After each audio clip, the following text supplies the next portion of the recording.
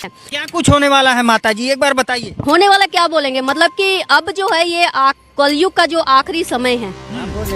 कलयुग का तो ये अभी प्रथम चरण है जी नहीं, ये आखिरी है, ये एंड है। ब्रह्मांड में मतलब घटनाओं में ना सतयुग की स्थापना हो चुकी है। नहीं, आगे ऐसा समय आने वाला है ना, कोई किसी को भी नहीं बख्शेगा, कहीं कोई सुखी नहीं नजर आएगा, त्राहिमाम मच जाएगा, देख लो। कलयुग जो 5505 बीत जाएगा तब मैं आऊंगा और एक पंथ चलाऊंगा और पूरा विश्व एक हो जाएगा, मेरा ही गुणगान करेगा, सबका मोक्ष होगा। 8 अरब से ऊपर विश्व की जनसंख्या है। ये तृतीय विश्व युद्ध के बाद ये 2032 तक सब काम साफ हो जाएगा। 2032 तक सब खत्म। पूरे विश्व की जनसंख्या 64 करोड़ रह जाएगी। 8 अरब में से मात्र 64 करोड़ लोग बचेंगे। 2032-34 में सतयुग का आगमन होगा, धर्म से स्थापना चल रहा है, विश्व युद्ध भी होगा, पर मानव सभ्यता का रक्षा भी जरूरी है। मानव सभ्यता नहीं तो दुनिया का क्या है। और मूल ग्रंथ ताड़पत्र पर आज भी वहां विराजमान है जगन्नाथपुरी में, और उनकी जितनी भविष्यवाणियां हैं वे सब की सब सत्य हुई है। उन्होंने भविष्यवाणी की थी कि भारतवर्ष मुगलों के बाद अंग्रेजों का गुलाम होगा, जबकि जगन्नाथ दास उनको च्युतानंद दास जी को तो समाधि लिए 500 वर्ष से ऊपर हो गया। उस समय तो कोई अंग्रेज कोई बात थी नहीं, पर उन्होंने कहा था कि अंग्रेजों का शासन होगा, वो बात सत्य हुई। उन्होंने लिखा कि अमुक अमुक विक्रम संवत अमुक में देश स्वतंत्र होगा, लेकिन स्वतंत्रता के पहले ही उसके टुकड़े हो जाएंगे, तो पाकिस्तान बन गया, और वो म्लेच्छ देश होगा, ये भी उन्होंने लिखा है, वो भी सत्य हो गया।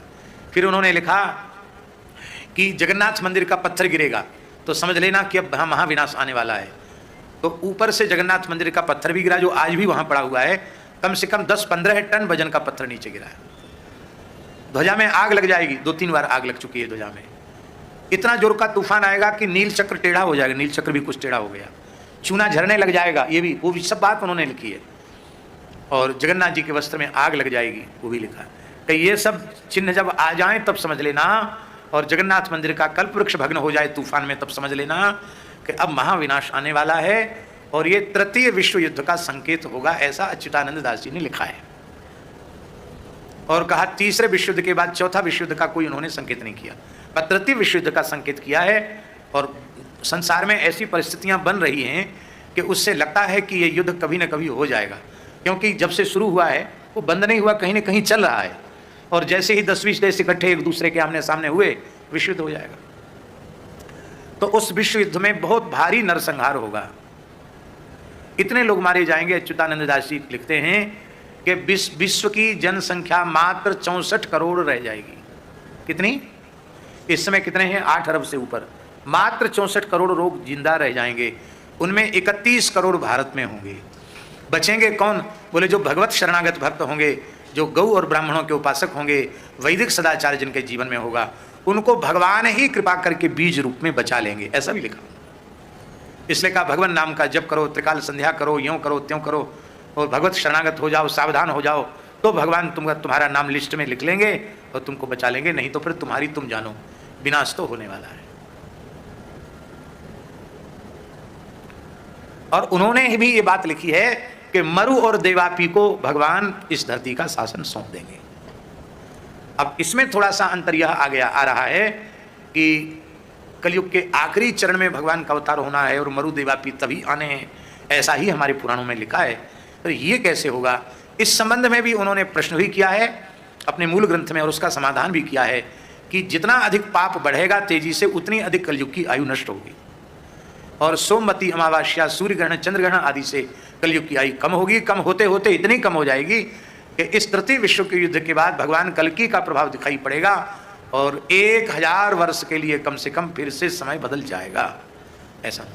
और श्री सूरदास जी ने भी एक पद में इस प्रकार की बात लिखी है, वो पूरा पद हमें याद नहीं है, कहीं लिखा तो था लेकिन भूल गए, शायद सीता शरण जी के पास होगा तो पता नहीं। रेमन धीरज क्यों न धरे, ये सूरदास जी का पद है। यदि आजकल लोग मोबाइल चलाना जानते हैं, उसके विशेषज्ञ हैं, यदि कोई इस प्रकार का विशेषज्ञ हो और उसमें खोजना जानता हो, रेमन धीरज क्यों न धरे, सूरदास जी का पद, शायद हो सकता निकल आवे, हम जानते नहीं उस विषय में, लेकिन आजकल लोग खोज लेते हैं, शायद निकल आवे। तो वो उसमें ऐसा है, रेमन धीरज क्यों न धरे, संवत 2000 के ऊपर ऐसा काल परे, पूर्व पश्चिम उत्तर दक्षिण 34 प्रजा मरे। सूरदास जी लिख रहे हैं। और इसमें लिख रहे हैं सहस बरस लग सतयुग व्यापे। ये पूरी महामारी के बाद, मरने के बाद फिर सहस बरस लगी सतयुग व्यापे, 1000 साल के लिए धरती पर सतयुग जैसा समय आ जाएगा। सहस बरस लगी सतयुग व्यापे, धर्म की बेल फरे, धर्म की बेल फलित हो जाएगी।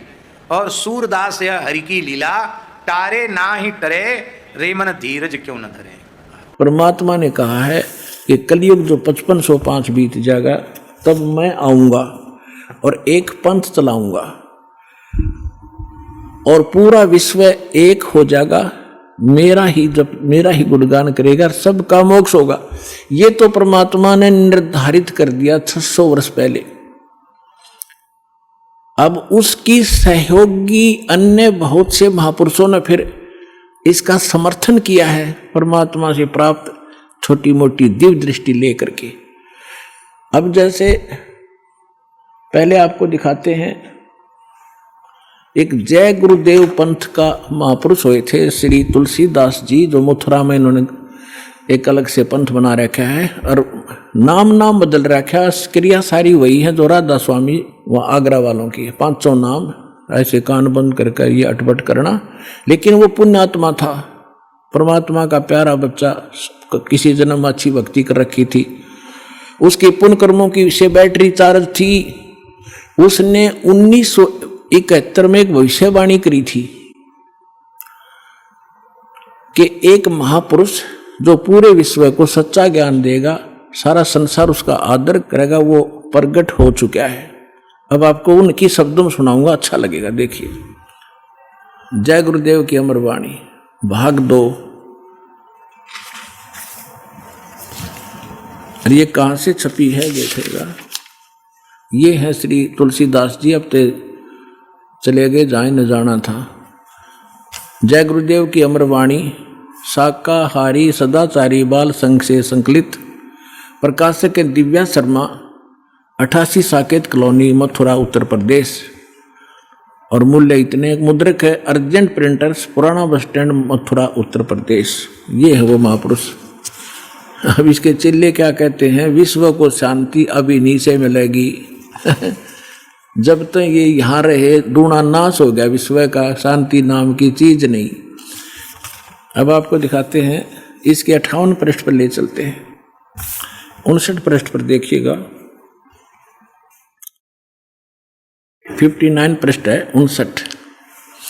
और ये 28 अगस्त 1971 को शाकाहारी पत्रिका में छपा। उस दिन इसने बोली है वाणी, क्या कहा है कि महापुरुष का जन्म भारतवर्ष के एक छोटे से गांव में हो चुका है।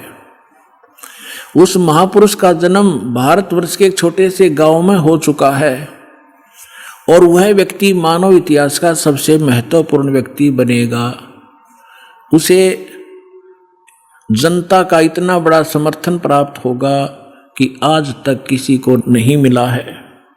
वह महापुरुष नए सिरे से विधान को बनाएगा और वह विश्व के संपूर्ण देशों पर लागू होगा। उसका एक झंडा होगा, उसकी एक भाषा होगी। 28 अगस्त 1971 को इस तुलसीदास जय गुरुदेव वाले पंथ के प्रवर्तक ने ये भविष्यवाणी तो आगे की, उसने बता दी कि इसमें भविष्यवाणी भी है कैसा होगा, और यथार्थ वर्तमान वाणी बता दी, उसका जन्म हो चुका है 1971 में 28 अगस्त को। फिर लोगों ने पूछा कि भगवान ये तो बताओ वो कहाँ है, आप इतना जानते हो तो ये भी बता दो वो कहाँ है, कौन से गांव में है, छोटे से गांव में, ताकि हम उसको खोज लें। तो इसने फिर क्या बताया, इसने 8 अगस्त 1971 को फिर से बताया, संकेत किया। देखिएगा इसी के 50 नंबर पृष्ठ पर, यही वो पुस्तक है जय गुरुदेव की अमर वाणी भाग 2, इसके 50 पृष्ठ पे 7 सितंबर 1971 को इसने भविष्यवाणी की। और उसमें क्या बताया कि वह अवतार जो 28 अगस्त को इसने बताया था 71 में, वह अवतार जिसकी लोग प्रतीक्षा कर रहे हैं, 20 वर्ष का हो चुका है। पुण्यात्माओं, इस दास का जन्म 8 सितंबर 1951 को हुआ और ये दास 7 सितंबर 1971 को पूरा 20 वर्ष का हो चुका था। ये देखिएगा, वह अवतार जिसकी लोग प्रतीक्षा कर रहे हैं वो 20 वर्ष का हो चुका है। यदि उसका पता बता दूं तो लोग पीछे पड़ जाएंगे। अभी ऊपर से आदेश बताने के लिए नहीं हो रहा है। मैं समय का इंतजार कर रहा हूं और सभी महात्माओं ने समय का इंतजार किया है। समय आते ही सबको सब कुछ मालूम हो जाएगा। ये 7 सितंबर 1971 को उसने भविष्यवाणी की। इस दास ने 2012 में एक, जैसा कि मीडिया ने उनके भी प्रवचन लिए और हमारे भी लिए, दास ने इस वाणी को पढ़कर एक सत्संग किया था कि यदि इस तुलसीदास जी की आज बैटरी चार्ज हो, 1971 में इसकी बैटरी चार्ज थी, इसकी दिव्य दृष्टि काम कर रही थी, पुण्य इसके पास बहुत से ढेर सारे थे, इसने उनका नाश कर लिया गलत साधना करके। जैसे इन्वर्टर की बैटरी में पहले से संग्रह की हुई एनर्जी जब तक चलेगी वो चलेगी, यदि चार्जर नहीं लग रहा तो भी चलेगी, लेकिन वो एकदम खत्म होगी यदि चार्जर फिर नहीं लगाता, यानी सत साधना नहीं की। यही दशा इस महापुरुष की हुई। ये पुण्यात्मा था, इसने 1971 में इसकी दूरदृष्टि काम करे थी। इसने बिन बता दी कि वो महापुरुष, उसका जन्म हो चुका है और 7 सितंबर 1971 को 20 वर्ष का हो चुका है। लेकिन दास ने कहा कि यदि आज इसकी दिव्य दृष्टि काम करती है तो तुलसीदास जी बता दे अपने शिष्यों को कि जिसके बारे में मैंने 7 सितंबर 1971 को भविष्यवाणी की थी वो बरुवाला में आ रहा है, चले जाओ। लेकिन उसने ऐसा नहीं किया। लेकिन ऐसा ना करके बल्कि विरोध किया उसके अनुयायियों ने, तो परमात्मा ने उसको इसीलिए जीवित रखा था। 108 वर्ष का हो गया था कि शायद ये अपने ऊपर से भार तार दे और मेरा काम हल्का हो जाए, भगवान ने सोचा था। लेकिन अहंकार भर गया उस प्राणी में, लाखों करोड़ों शेष हो गए। हरि क्या करेंगे वो करोड़ कहाँ जाएंगे, आप पता नहीं कौन सी योनि भोग रहा होगा। तो दास ने कहा था कि अगर इसके अंदर आज वो दिव्य दृष्टि है तो बता दे, नहीं तो ये फ्यूज हो चुका है। मथुरा के अंदर एक जय गुरुदेव पंथ है और उनके वर्तमान में जो उसके प्रवर्तक भी माने जाते हैं वो श्री तुलसीदास साहिब जी, जो वर्तमान में उसके गद्दी पर बैठे हैं, प्रधान हैं। और ये इनका पंथ भी शिवदयाल जी से ही लिंक्ड है। शिवदयाल जी से यानी आगरा से ही आए हैं। गोरेलाल जी इनके गुरुजी थे। किसके? इस जय गुरुदेव पंथ के मुखिया के, तुलसी साहिब जी के। इनकी एक पुस्तक है जय गुरुदेव की अमरवाणी।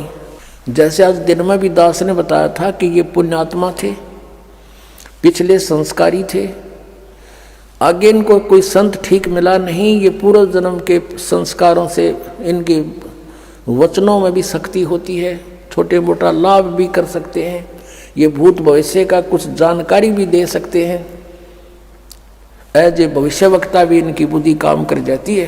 तो इन्होंने एक भविष्यवाणी की है सन 1971 में, वो पढ़कर सुनाते हैं इन्हीं की पुस्तक में। देखिएगा, जय गुरुदेव की अमरवाणी भाग 2। ये कहाँ से छपी है? ये है ये महात्मा बाबा जय गुरुदेव जी महाराज। इनका असली नाम है परम संत तुलसीदास जी महाराज। विश्व को शांति अब इन्हीं से मिलेगी। ये इनके सेवक लिख रहे हैं इनके बारे में। यहाँ देखिएगा, जय गुरुदेव की अमरवाणी सहकारी सदाचारी बाल संघ से संकलित, प्रकाशक दिव्या शर्मा, 88 साकेत कॉलोनी, मथुरा, उत्तर प्रदेश से। ये मुद्रक है अर्जेंट प्रिंटर्स, पुराना बस स्टैंड, मथुरा, उत्तर प्रदेश। इसकी पृष्ठ नंबर हम आपको 50 पर ले चलते हैं। ये 50 नंबर पृष्ठ है। यहाँ देखिएगा, सहकारी पत्रिका के 7 सितंबर 1971 में इन्होंने अपनी स्टेटमेंट दी है, यानी प्रवचन किए 7 सितंबर 1971 को। किसने? जय गुरुदेव वाले तुलसीदास ने। यहाँ लिखा है, हम थोड़ा सा पढ़ेंगे। वह अवतार जिसकी लोग प्रतीक्षा कर रहे हैं वह 20 वर्ष का हो चुका है। दास का जन्म 8 सितंबर 1951 को हुआ था। मुझ दास का जन्म तो 7 सितंबर 1971 को दास पूरा 20 वर्ष का हो गया। 8 सितंबर को 21वां वर्ष लग गया। अब ये क्या कहता है कि वह अवतार जिसकी लोग प्रतीक्षा कर रहे हैं वह 20 वर्ष का हो चुका है। यदि उसका पता बता दूं, 1971 में कह रहा है कि आज जब मैं उसका पता बता दूं तो लोग पीछे पड़ जाएंगे। अभी ऊपर से आदेश बताने के लिए नहीं हो रहा है। मैं समय का इंतज़ार कर रहा हूं और सभी महात्माओं ने समय का इंतज़ार किया है। समय आते ही सबको सब कुछ मालूम हो जाएगा। 7 सितंबर 1971 को ये स्टेटमेंट है। अब इसी के 59 पृष्ठ पर चलते हैं। 59 पृष्ठ पर ये 28 अगस्त 1971 की स्टेटमेंट है, सहकारी पत्रिका में। यहाँ कहते हैं वह महापुरुष का जन्म भारत के वर्ष के एक छोटे से गांव में हो चुका है और वह व्यक्ति मानव इतिहास का सबसे महत्वपूर्ण व्यक्ति बनेगा। उसे जनता का इतना बड़ा समर्थन प्राप्त होगा कि आज तक किसी को नहीं मिला है। वह महापुरुष नए सिरे से विधान बनाएगा और वह विश्व के संपूर्ण देशों पर लागू होगा। उसका एक झंडा होगा, उसकी एक भाषा होगी। अपनात्माओं, इस दास के अतिरिक्त यदि ये भविष्यवाणी किसी और पर फिट हो जाए तो दास ने बता दियो मैं भी थारे साथ वहीं चल पड़ूंगा और तुम भी सारे वहीं ले चलूंगा। भाई ठीक है, हमने कल्याण करवाना है, कितने हो जाओ हमारा। ये ज्ञान और ये समाधान इस 21 ब्रह्मांड में अपने मिल जा और ये सारे भविष्य वक्ताओं की वाणी फिट हो जा तो दास भी उसके समर्पित हो जाएगा। दास की प्रार्थना है कि समय खोन का नहीं है। इतने प्रमाण दे रखे परमात्मा ने और फिर भी इनकी आंख नहीं खुलती तो भाई घनी बांग पी रखी है काल के कुएं की। अपनात्माओं, यदि इस तुलसी साहेब जी, तुलसीदास जी जो जय गुरुदेव के पंथ के मुखिया हैं, इनकी उस समय 1971 में दिव्यदृष्टि काम कराई थी, इनकी बैटरी चार्ज थी और अब ये फ्यूज होगी क्योंकि इनकी कमाई खत्म होगी। किसी आशीर्वाद देकर इतने जीवों को बांट दिया, अपनी जितना चौनी ले रहे थे वह खत्म करी। यदि आज इनकी दिव्यदृष्टि काम करती है, कर रही है, तो ये बता देना चाहिए कि वो संत ये है। सब इतिहास आपके सामने रख दिया और वो समय दूर नहीं, क्योंकि 600 वर्ष पहले परमात्मा ने कहा था कि धर्मदास कहते हैं कलयुग बीते 5505 और तब मेरा वचन होगा साचा। अब 5505 वर्ष कलयुग बीत चुका है। अब उससे आगे चल पड़े, क्योंकि सन 2001 में 5505 हो जाते हैं और उस समय से ही ये हमारी जो 2001 में दास ने सब सदग्रंथों के अंदर परमात्मा की महिमा को ढूंढा, खोजा और आपके रूबरू करा दिया। और फिर कहा कि पूरे विश्व में धर्मदास एक कबीर परमेश्वर ही रहेगा और पूरे विश्व में शांति छावेगी। इस माया की दौड़ खत्म हो जाएगी, क्योंकि एक ऐसा विधान बनेगा वो वैसे किसी पर कोई थोपा नहीं जाएगा। ज्ञान से आपको समझ में आएगा कि हम किस लिए सारा जीवन व्यर्थ करते हैं कोठी महल बनाने में। अगर आप ये वीडियो YouTube पर देख रहे हैं तो हमारे चैनल को सब्सक्राइब करें और बेल आइकन को दबाना ना भूलें। अगर आप Facebook पर ये वीडियो देख रहे हैं तो हमारे पेज को लाइक करें।